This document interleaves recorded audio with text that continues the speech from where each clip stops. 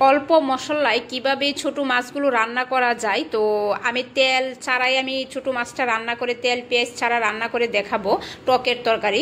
তো আমি এখানে আম নিয়েছি, যেহেতু আমের সিজন চলতেছে, তো এখন তো হুবহুব কাঁচা আমটা পাওয়া যায় নাই, তাই আমটা একটু পেকে গেছে। তো আমি আমটা ধুয়ে তারপরে এখানের মধ্যে পানি দিয়ে দিচ্ছি। তো ও বিষয়ে আপনারা যদি চাইলে অন্য টকও নিতে পারেন, বাট আমার কাছে যেহেতু আমের সিজন তাই আমি আম দিয়ে দিচ্ছি লবণটা অবশ্যই পরিমাণ মতো দিবেন। এখানে হাফ চামচ মরিচ দিয়ে দিচ্ছি এবং হাফ চামচ দিয়ে দিচ্ছি হলুদের গুঁড়ো। তো দিয়ে এটা আমি ভালো করে মিক্স করে নিচ্ছি। এখানে কিন্তু আমি আর কোনো কিছু অ্যাড করব না। তো দেওয়ার পরে আমি চুলার মধ্যে দিয়ে দিচ্ছি। তো অপেক্ষা করছি একটা বলক আসা পর্যন্ত। ভালো করে নেড়ে ছেড়ে দিলাম।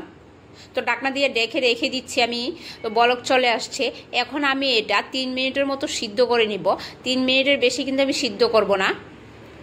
তো দেখেই বুঝতে পারছেন আমি এখানে 3 মিনিট সিদ্ধ করে নিয়েছি।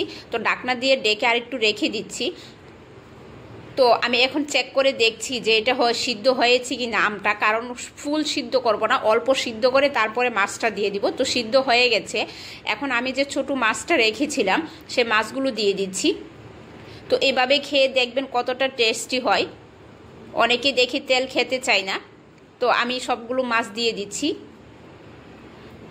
তো দেওয়ার পরে এখন ভালো করে নেড়ে ছেড়ে তারপরে ঢাকনা দিয়ে ঢেকে রেখে দিব। আমি কিন্তু বেশি নাড়াচাড়া করব না, তাহলে মাছটা ভেঙে যাবে। অল্প নাড়াচাড়া করেই মাছটা দিয়ে দিচ্ছি।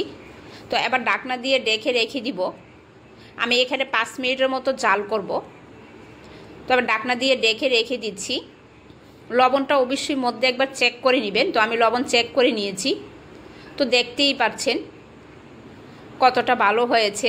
এই যে দেখেন এখানে কিন্তু আমি তেল পেঁয়াজ আদা রসুন কোনো কিছু ইউজ করি নাই, জাস্ট মরিচ। আর ভাবেন না যে স্বাদে কম হবে, স্বাদে অতুলনীয় হবে। তো আমি এখানে 5 মিনিট জাল দেওয়ার পরে আরও 3 মিনিট জাল দেওয়ার পরে তারপরে ধনিয়া পাতাটা দিয়ে দিচ্ছি।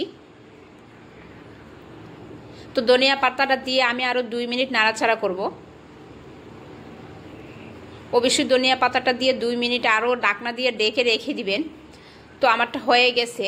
দেখেন আমি আপনাদেরকে একটু ঠান্ডা হলে দেখাচ্ছি। আমি ধনিয়া পাতাটা দিয়ে 2 মিনিট নাড়াচাড়া করেছি।